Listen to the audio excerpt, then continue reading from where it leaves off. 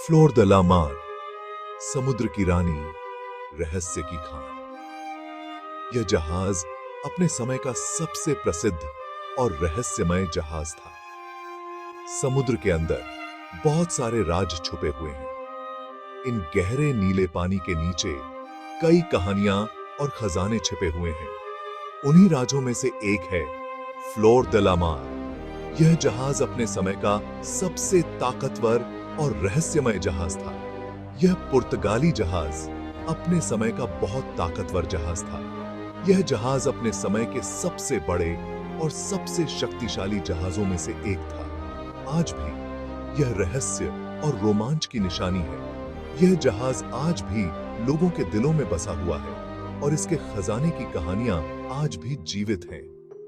लोग कहते हैं कि इसके अंदर बहुत बड़ा खजाना है जिसकी कीमत अरबों में है। यह खजाना सोने, चांदी और अनमोल रत्नों से भरा हुआ है। बहुत सालों से बहादुर लोग और खोजी इस खोए हुए खजाने को ढूंढ रहे हैं। कई खोजी और साहसी लोग इस खजाने की तलाश में अपनी जान जोखिम में डाल चुके हैं। फ्लोर द ला मार की कहानी उतनी ही दिलचस्प है जितना इसका खजाना। इस जहाज की कहानी में रोमांच, रहस्य और खजाने की खोज शामिल है। यह जहाज पुर्तगाली साम्राज्य का एक अहम हिस्सा था।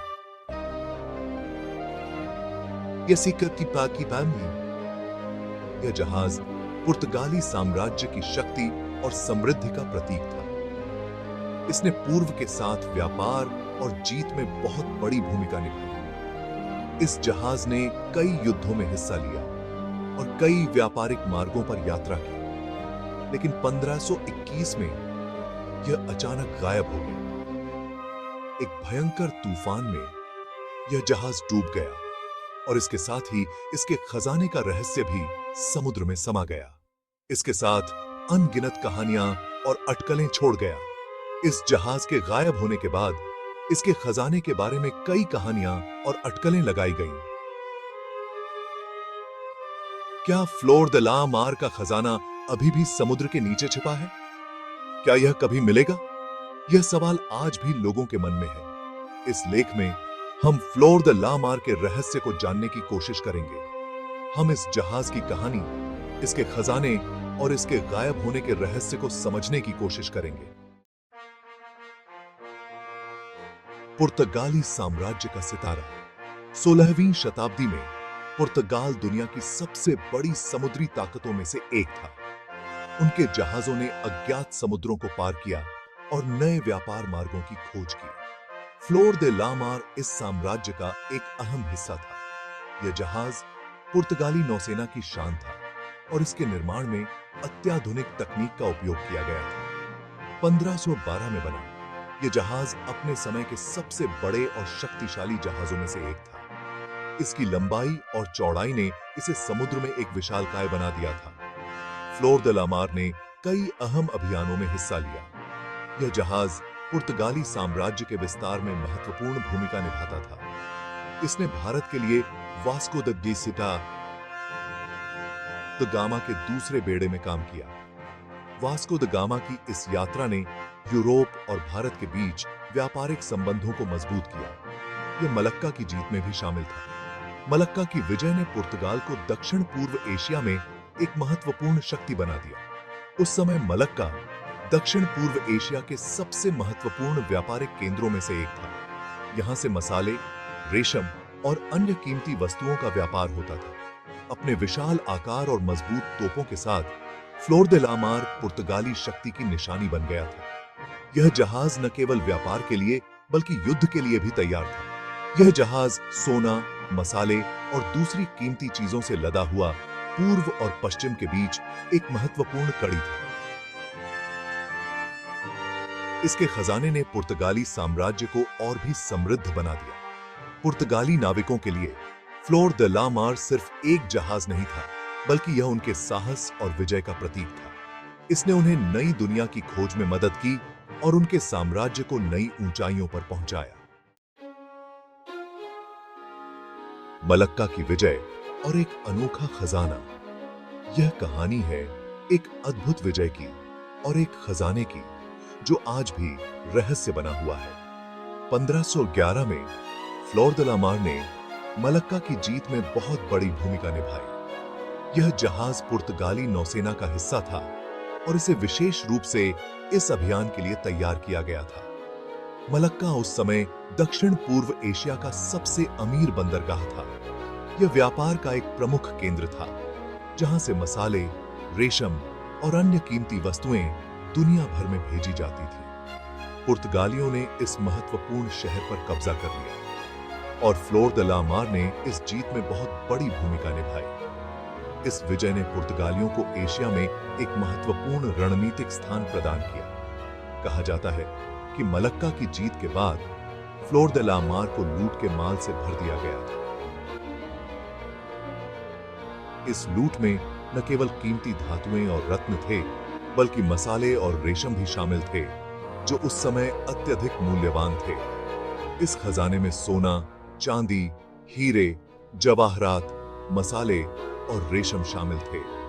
यह खजाना इतना विशाल और विविध था कि इसे संभालना एक बड़ी चुनौती थी। यह कैसे? खजाना इतना बड़ा था कि इसे ले जाने के लिए कई जहाजों की जरूरत होती, लेकिन पुर्तगालियों ने इसे फ्लोर de la Mar पर लादने का फैसला किया। यह निर्णय शायद इस जहाज की विशाल क्षमता और उसकी सुरक्षा के कारण लिया गया था। यह खजाना फ्लोर de la Mar को दुनिया के सबसे कीमती जहाजों में से एक बनाता है। इस जहाज की कहानी और इसके खजाने की कहानी आज भी लोगों को रोमांचित करती है।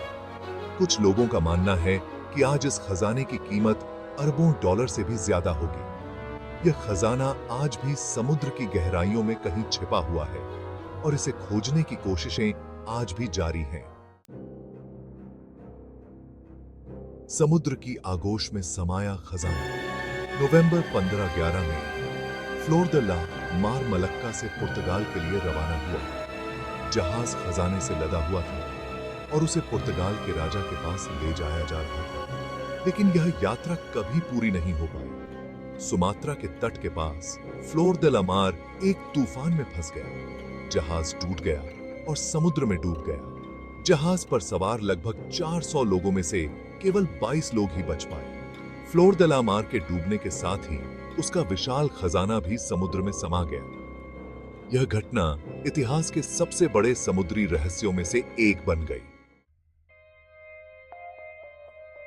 कई सालों से फ्लोर de la Mar के खोए हुए खजाने को खोजने के लिए बहुत से अभियान चलाए गए हैं।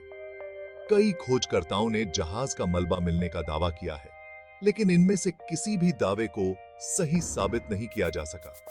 फ्लोर de la Mar का मलबा अभी तक नहीं मिला है। इसकी एक वजह यह है कि जहाज के डूबने की सही जगह के बारे में कोई पक्की जानकारी नहीं है। कुछ पुराने दस्तावेजों से पता चलता है कि जहाज सुमात्रा के तट के पास डूबा था, लेकिन कुछ दूसरी जगहों का भी जिक्र करते हैं कि इसापी को सहन की थी। कई इतिहासकारों का मानना है कि Flor de la Mar Sumatra के तट के पास डूबा था। कुछ पुर्तगाली दस्तावेज इस जगह का जिक्र करते हैं। इसके अलावा सुमात्रा के तट पर कई जहाजों के मलबे मिले हैं, जो इस बात को और पक्का करते हैं। हालांकि सुमात्रा के तट पर फ्लोर de la Mar का मलबा अभी तक नहीं मिला है। यह जगह बहुत बड़ी है और समुद्र की गहराई में ढूंढना बहुत मुश्किल है, जिससे खोज अभियान मुश्किल हो जाते हैं। मलक्का जलडमरू मध्य, रहस्यों का गढ़। कुछ खोजकर्ताओं का मानना है कि Flor de la Mar Malacca जलडमरू मध्य में डूबा था। यह जलडमरू मध्य व्यापार का व्यस्त रास्ता था और यहाँ कई जहाजों के मलबे मिले हैं। मलक्का जलडमरू मध्य की तली बहुत जटिल है और यहाँ तेज धाराएं चलती हैं, जिससे खोज अभियान मुश्किल हो जाते हैं। फिलीपींस का दावा। क्या फ्लोर de la Mar यहाँ छिपा है? कुछ लोगों का मानना है कि Flor de la Mar Philippines के पास डूबा था। इस बात के पीछे कुछ पुराने दस्तावेज और कहानियां हैं। फिलीपींस सरकार ने भी फ्लोर de la Mar के मलबे पर अपना दावा ठोका है। हालांकि इस दावे को सही साबित करने के लिए पर्याप्त सबूत नहीं है। तकनीक से लेकर लोक कथाओं तक खजाने की तलाश जारी है। आज भी फ्लोर द ला मार के खोए हुए खजाने को खोजने की कोशिश जारी है। नई तकनीक जैसे कि साइड स्कैन सोनार और रिमोटली ऑपरेटेड व्हीकल्स का उपयोग करके समुद्र की तली की खोज की जा रही है। फ्लोर द ला मार के बारे में कई लोक कथाएं और किंवदंतियां भी प्रचलित हैं। स्थानीय मछुआरों के किस्से और पुरानी कहानियां इस रहस्य को और भी गहरा बनाती हैं। फ्लोर द ला मार, एक रहस्य जो पीढ़ियों को मोहित करता रहेगा। फ्लोर द ला मार का रहस्य आज भी लोगों को अपनी ओर खींचता है। क्या उसका खजाना कभी मिलेगा? इस सवाल का जवाब अभी तक किसी के पास नहीं है। फ्लोर द ला मार समुद्री इतिहास का एक अहम हिस्सा है। यह जहाज पुर्तगाली साम्राज्य के उत्थान और पतन का प्रतीक है और साथ ही यह मानवीय लालच, साहस और रहस्य का भी प्रतीक है। फ्लोर द ला मार का खजाना मिले या न मिले, यह जहाज हमेशा इतिहास में एक रहस्यमय और दिलचस्प कहानी बना रहेगा। सत्य ठीक है।